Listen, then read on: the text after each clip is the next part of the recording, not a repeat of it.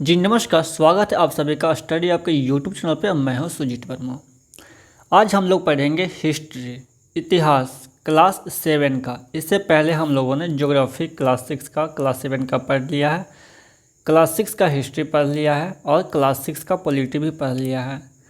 तो इस वीडियो में हम लोग स्टार्ट कर रहे हैं हिस्ट्री, जिसमें पहला चैप्टर है आपका हजार वर्षों के दौरान हुए परिवर्तनों की पड़ताल। 700 ईस्वी से लेकर 1750 यानी 1000 लगभग।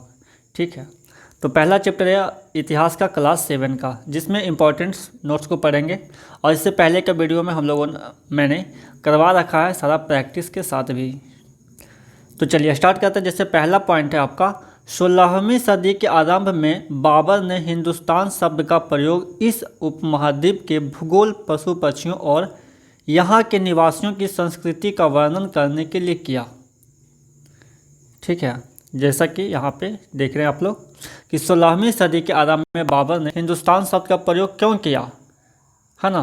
तो बाबर ने 16वीं सदी में, किस सदी में, 16वीं सदी में, देखिएगा हर एक जो ये नोट्स है उसमें से पॉइंट निकलेगा, तो ध्यान से बस सुनते जाइएगा। तो 16वीं सदी के आरंभ में बाबर ने हिंदुस्तान शब्द का प्रयोग इस उपमहाद्वीप के भूगोल, है ना, इस उपमहाद्वीप के भूगोल यानी पशु पक्षियों और यहाँ के निवासियों की संस्कृति का वर्णन करने के लिए किया। क्या शब्द का उपयोग किया, तो हिंदुस्तान। किसी भी शब्द का प्रयोग करने में इतिहासकारों को बहुत सावधान रहना चाहिए, क्योंकि अतीत में उन शब्दों के कुछ अलग ही अर्थ थे। उदाहरण के लिए विदेशी जैसा सीधा सादा शब्द ही ले लीजिए। हमारे लिए आज इसका अर्थ होता है ऐसा व्यक्ति जो भारतीय ना हो, है ना। विदेशी का मतलब हम लोग क्या समझते हैं, ऐसा व्यक्ति जो भारतीय ना हो। महायुग में मानो किसी गांव में आने वाला कोई भी अनजान व्यक्ति जो उस समाज या संस्कृति का अंग न हो, विदेशी कहलाता था। और उस समय विदेशी क्या कहलाता था, इसे आप भी समझें। महायुग में मानो किसी गांव में आने वाला कोई भी अनजान व्यक्ति, यानी कोई भी दूसरे गांव का आता है या उसके लिए अनजान है, तो वह कहलाता था विदेशी। वही इसी चीज़ को यहाँ पे बताया जा रहा है। मानो किसी गांव में आने वाला कोई भी अनजान व्यक्ति जो उस समाज या संस्कृति का अंग न हो, यानी उस समाज से अलग, उस संस्कृति से अलग का कोई आदमी आ रहा है, तो वह विदेशी कहलाता था उस समय में। ठीक है, लेकिन और आज के समय में क्या है कि हमारे देश के नहीं, अलग देशों के। नेक्स्ट है आपका अभिलेखागार, ऐसा स्थान जहां दस्तावेजों और पांडुलिपियों को संग्रहित किया जाता है। आज सभी राष्ट्रीय और राज्य सरकारों के अभिलेखागार होते हैं, जहां वे अपने तमाम पुराने सरकारी अभिलेख और लेन देन के ब्यौरों का रिकॉर्ड रखते हैं। अभिलेखागार का मतलब आप लोग समझ गए होंगे क्या होता है। चलिए नेक्स्ट पॉइंट है फिर आपका, इस काल में जिन समुदायों का महत्व बढ़ा उनमें से एक समुदाय था राजपूत, जिसका नाम राजपुत्र अर्थात राजा का पुत्र, राजपूत मीन्स राजपुत्र, जिसका अर्थ क्या होता था, राजा का पुत्र, से निकला। पर्यावास, इसका तात्पर्य किसी भी क्षेत्र के पर्यावरण और वहाँ के रहने वाले की सामाजिक और आर्थिक जीवन शैली से है। पर्यावास का मतलब समझ गया। नेक्स्ट है आपका संरक्षक, कोई प्रभावशाली धनी व्यक्ति जो किसी कलाकार, शिल्पकार, विद्वान या अभिजात जैसे किसी अन्य व्यक्ति को मदद या सहारा दे, वो कहलाता था आपका संरक्षक।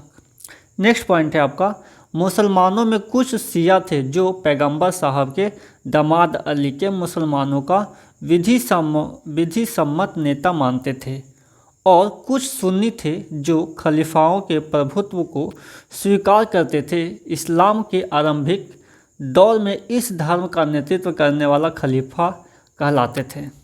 नेक्स्ट पॉइंट है आपका 19वीं सदी के मध्य में अंग्रेज इतिहासकारों ने भारत के इतिहास को 3 युग में बांटा था, हिंदू, मुस्लिम और ब्रिटिश।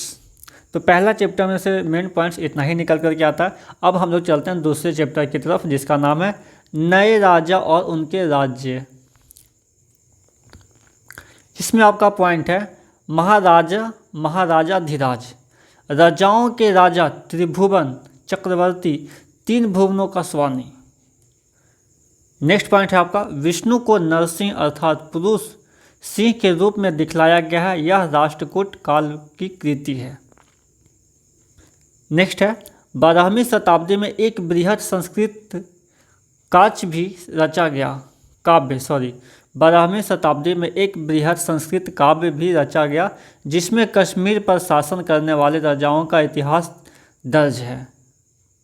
इसे कल्हण नामक एक रचनाकार द्वारा रचा गया। यानी ये कश्मीर का जो आप यहाँ पे देख रहे हैं, 12वीं शताब्दी में एक बृहद संस्कृत काव्य भी रचा गया है ना। यानी किस सदी में? 12वीं सदी में ही एक काव्य रचा गया संस्कृत में, वो कश्मीर के बारे में, शासन, वहाँ के राजाओं, वहाँ के इतिहास के बारे में, उसके बारे में बताता है। इसे कल्हण नामक एक रचनाकार ने लिखा। कश्मीर का जो इतिहास लिखने वाले थे वो, उनका नाम क्या था? कल्हण। नेक्स्ट पॉइंट है आपका एक विशेष रूप से वांछनीय क्षेत्र था गंगा घाटी। तो वहाँ पे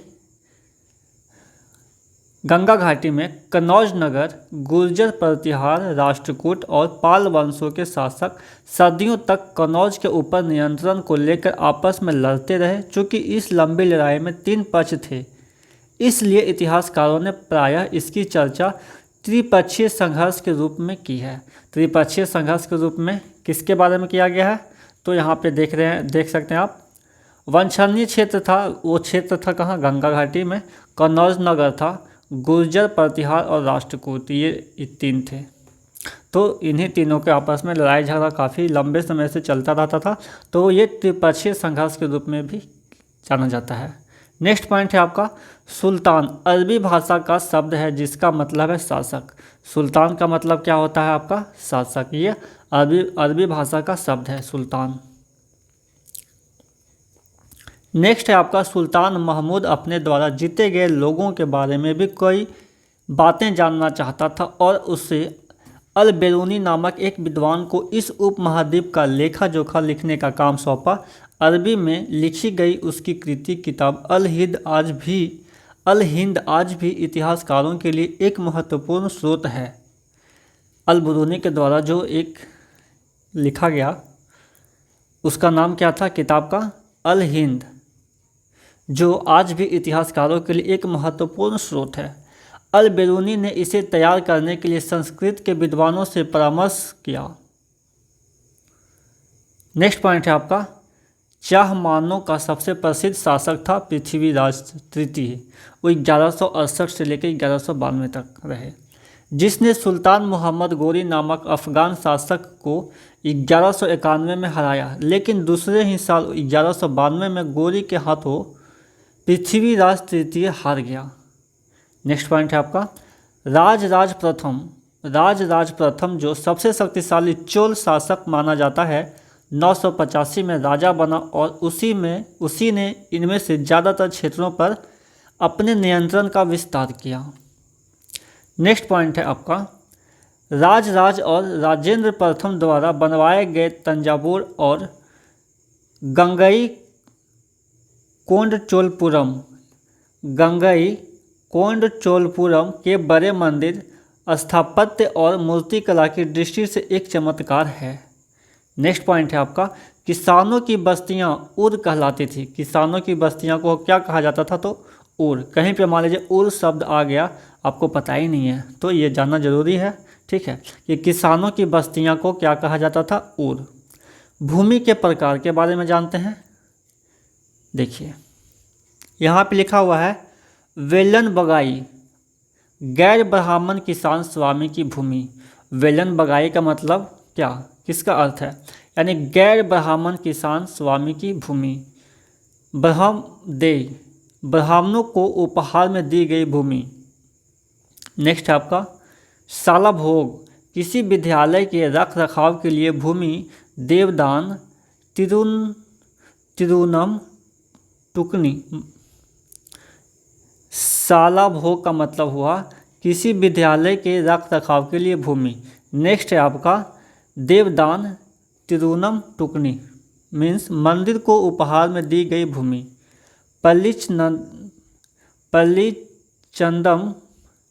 पलिचंदम का मतलब है जैन संस्थानों को दान दी गई भूमि। नेक्स्ट पॉइंट है आपका चीन में तांग राजवंश के तहत एक साम्राज्य स्थापित हुआ जो लगभग 300 वर्षों का सत्ता में रहा, यानी 300 वर्षों तक सत्ता में रहा वो चीन में तांग राजवंश के तहत, ठीक है, यानी 7 से लेकर 10 ईस्वी तक में। नेक्स्ट है आपका गुर्जर प्रतिहार गुजरात। गुर्जर प्रतिहार का मतलब क्या हुआ, गुजरात और राजस्थान। राष्ट्रकूट पश्चिम दक्कन, पाल बंगाल, चोल तमिलनाडु, यानी पाल जो है वो कहाँ शासक किए तो आपको बंगाल में, और राष्ट्रकूट तो पश्चिम दक्कन में, और गुर्जर प्रतिहार तो गुजरात और राजस्थान में, चोल आपका तमिलनाडु में राजकीय शासन किए। नेक्स्ट पॉइंट है आपका तीसरा चैप्टर है, ठीक है, दिल्ली के सुल्तान के बारे में जानते हैं। आइए, तो इसमें फर्स्ट पॉइंट है आपका तोमरों और चौहानों के राज्यकाल में ही दिल्ली वाणिज्य का एक महत्वपूर्ण केंद्र बन गया।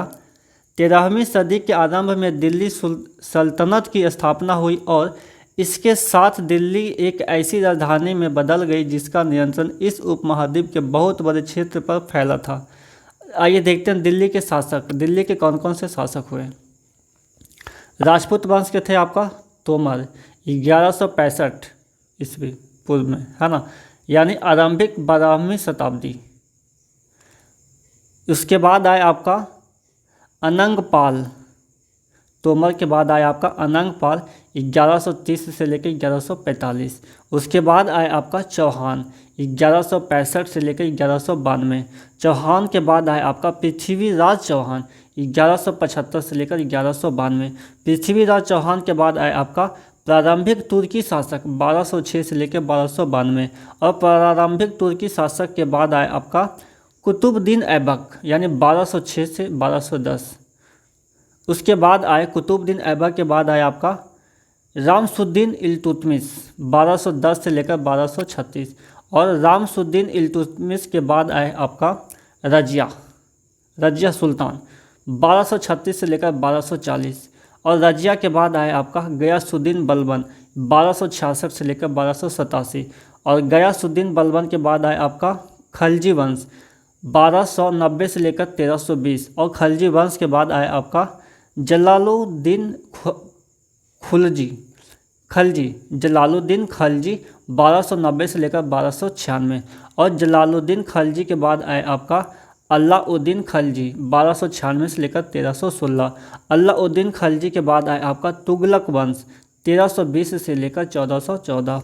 तुगलक वंश के बाद आए आपका गयासुद्दीन तुगलक 1320 से लेकर 1324, और गयासुद्दीन तुगलक के बाद आए आपका मोहम्मद तुगलक 1324 से लेकर 1351।